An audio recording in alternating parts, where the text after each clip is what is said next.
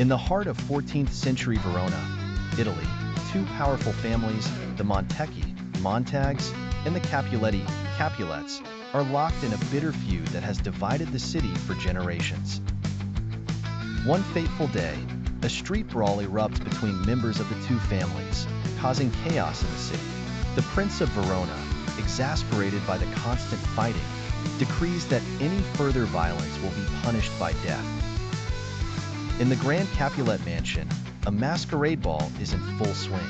Romeo Montecchi, disillusioned by the senseless feud, sneaks into the ball with his friends. There, he meets Juliet Capuletti, a beautiful and spirited young woman. Unaware of each other's identities, they share an immediate, deep connection and fall in love. After the ball, Romeo sneaks into the garden outside the Capulet mansion to find Juliet. They discover their true identities and are devastated to learn that they belong to rival families.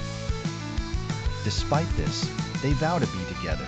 With the help of Friar Lorenzo, a wise and compassionate priest who hopes their union will end the feud, Romeo and Juliet are secretly married. The friar warns them of the dangers, but agrees to perform the ceremony. In a bustling market square in Verona, Tybalt, Juliet's hot-headed cousin, challenges Romeo to a duel to avenge the honor of the Capulets. Romeo, now secretly married to Juliet, refuses to fight. Mercutio, Romeo's best friend, steps in to defend Romeo and is fatally wounded by Tybalt. Enraged by the death of Mercutio, Romeo forgets his vow of peace and kills Tybalt in a fit of rage. Realizing the gravity of his actions, Romeo flees the scene, leaving Verona in turmoil. The next day, the prince, furious over the continued violence, banishes Romeo from Verona. He declares that if Romeo returns, he will be executed. Juliet is left in despair, torn between her love for Romeo and loyalty to her family. Juliet learns of Romeo's banishment and her impending marriage to Count Paris, a suitor chosen by her parents. Distraught, she seeks the help of Friar Lorenzo, who devises a risky plan. Juliet will take a potion that will make her appear dead for 42 hours.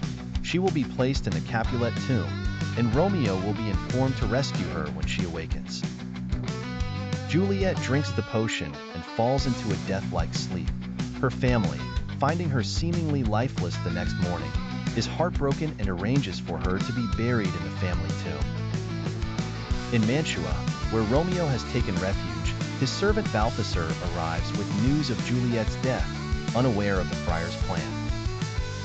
Devastated and believing Juliet to be truly dead, Romeo decides to return to Verona and join her in death.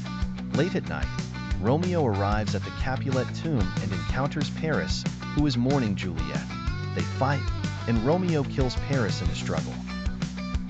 He then enters the tomb, finding Juliet's body lying in repose.